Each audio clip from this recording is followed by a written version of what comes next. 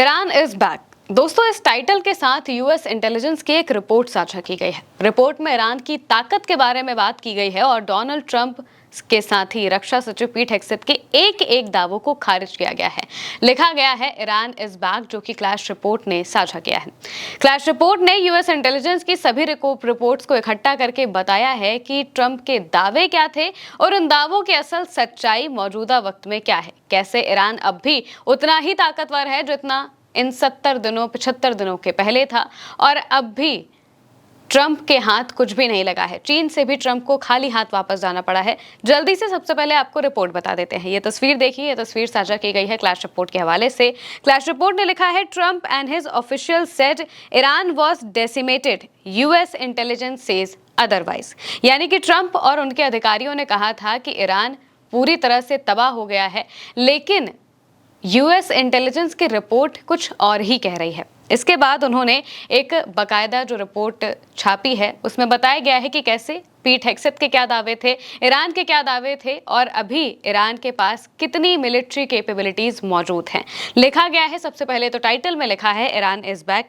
इसके आगे बताया गया है, classified US intelligence finds Iran missile infrastructure largely intact weeks after the Trump administration declared it destroyed. यानी कि यूएस इंटेलिजेंस ने यह माना है कि डोनाल्ड ट्रंप और उनके ऑफिशियल्स जो दावे कर रहे थे कि ईरान को पूरी तरह से तबाह कर दिया गया है, उसके उलट ईरान की मिलिट्री कैपेबिलिटीज, ईरान की मिसाइलें लार्जली इंटैक्ट हैं। यानी कि अगर उनके पास पहले 100% मिसाइल कैपेबिलिटीज थी, तो अब भी अमेरिका के इतने हमलों के बावजूद भी वो 90% से कम नहीं हुई है, जिसका यही मतलब है कि डोनाल्ड ट्रंप के दावे पूरी तरह से खारिज होते हैं। अब इसमें आगे जो चीजें बताई गई हैं, एक एक करके उन पर बात कर लेते हैं। इसमें बताया गया है 70% of pre war missile stock pile retained, यानी कि जंग से पहले ही 70% के आसपास जो मिलिट्री मिसाइल स्टॉक पाइल है, वो ईरान ने वापस से अपना गेन कर लिया। इसके अलावा 70% of mobile missile launchers still operational, यानी कि 70% के आसपास जो मोबाइल मिसाइल लॉन्चर्स हैं, इनका मतलब ये होता है कि मिसाइल लॉन्चर्स ट्रक में भर के ले जाए जा सकते हैं, इधर से उधर उन्हें मूव किया जा सकता है। ये मोबाइल मिसाइल लॉन्चर्स होते हैं। ये भी ईरान के 70% के आसपास पूरी तरह से ऑपरेशनल है, अभी भी काम कर सकते हैं। इसके अलावा 90% of underground facilities partially of और फुल्ली बैक ऑनलाइन, यानी कि 90% के आसपास जो उनकी अंडरग्राउंड फैसिलिटीज थी। दरअसल ईरान जितनी भी चीजें अपनी रखता है, वो चाहे मिसाइल की बात हो, चाहे न्यूक्लियर की बात हो, वो सारी चीजें अंडरग्राउंड करके रखता है। क्यों? क्योंकि उसे पता है कि इजराइल और अमेरिका कभी भी हमला कर सकता है। इस वजह से वो जितना भी उनका मिलिट्री स्टॉक पाइल है, जितनी भी उनकी मिसाइल्स हैं, ड्रोन हैं, सबको अंडरग्राउंड गुफाओं में, अंडरग्राउंड सुरंगों में रखता है। और अमेरिका इन्हीं गुफाओं को, इन्हीं सुरंगों को तबाह करने के लिए B-2 बॉम्बर जैसे प्लेन्स का इस्तेमाल करता है, जो कि जो अंडरग्राउंड रबल्स हैं, उन्हें भी पूरी तरह से तबाह कर देता है। लेकिन अमेरिका के इतने हमलों के बावजूद भी ये जो जगहें हैं, ये बिल्कुल अब भी 90% या उससे ज़्यादा वापस से रीगेन कर ली गई हैं। वापस से ईरान ने इन्हें पूरी तरह से ठीक कर लिया है और वापस से वो जगह पूरी तरह से ऑपरेशनल है, ये बताया जा रहा है। इसके अलावा बताया जा रहा है कि होर्मुज में जो मिसाइल साइट्स हैं, वो रिस्टोर हुई हैं। 30 से 33% के आसपास जो मिसाइल साइट्स हैं होर्मुज के इलाके में, जहाँ से मिसाइलें लॉन्च की जाती हैं, वो ईरान ने रिस्टोर कर ली है, और इसी वजह से वहाँ पर अमेरिकन नेवी की हालत खराब हो पड़ी है।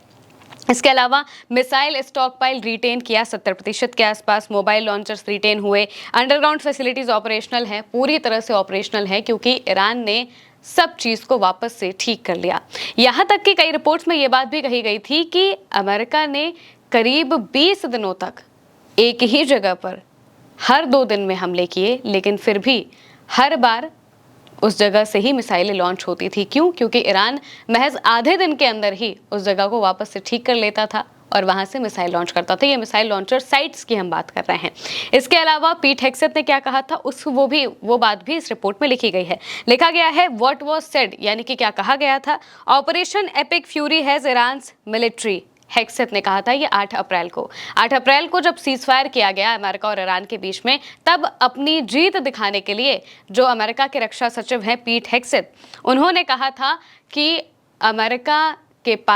अमेरिका की मिलिट्री के पास ईरान की मिलिट्री है, यानी कि ईरान की मिलिट्री पूरी तरह से तबाह हो चुकी है, ध्वस्त हो गई है, ये कहा गया था। लेकिन असल में क्या हुआ, या यूएस इंटेलिजेंस ने क्या असल में पाया, वो बताया गया है कि Iran missile were reduced to a scatter, nothing left in a military sense. ये भी डोनाल्ड ट्रंप ने कहा था। व्हाट इंटेलिजेंस फाउंड में आगे इसमें बताया गया है कि डोनाल्ड ट्रंप ने कहा कि ईरान की मिसाइल पूरी तरह से खत्म हो गई या फिर बहुत कम हो गई, लेकिन ऐसा हुआ नहीं। सोर्स क्लासिफाइड करके लिखा गया है कि US intelligence assessment early May 2026 reported by the New York Times, यानी कि न्यूयॉर्क टाइम्स की रिपोर्ट में इस बात को बताया गया है कि ईरान के पास सारी मिलिट्री कैपेबिलिटीज वापस आ गई और अमेरिका कुछ नहीं कर पाया। मौजूदा वक्त में भी ट्रंप रोज ये बात कहते हैं कि हमारा बस चले तो हम होर्मुज 2 दिन में खुलवा लें, 5 मिनट का काम है हमारे लिए, लेकिन अभी भी होर्मुज बंद है और अमेरिका इसे नहीं खुलवा पा रहा है। जग जाहिर है ये बात कि डोनाल्ड ट्रंप की जो नेवी वहां पर मौजूद है वो कुछ खास काम नहीं कर पा रही है।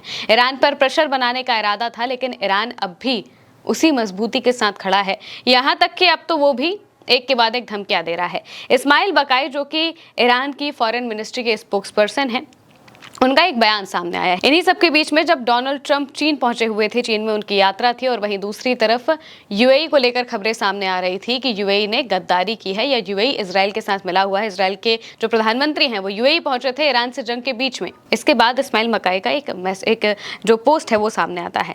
वो लिखते हैं, he who betrays in secret shall be exposed in public, यानी कि जो चुपके से धोखा देता है उसे सबके सामने पब्लिकली एक्सपोज करना बहुत ज़रूरी है। और ये उन्होंने शायद यूएई के लिए ही कहा है।